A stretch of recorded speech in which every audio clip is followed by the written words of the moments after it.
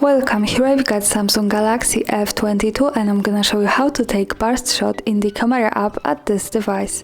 So let's start by tapping on the camera button to open it, and for now we are on standard photo mode.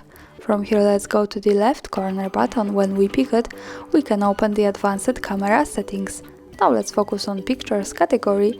At the first position here we have swipe shutter button to edge 2, so when we tap on it we can decide to use this as take burst shot or create GIF.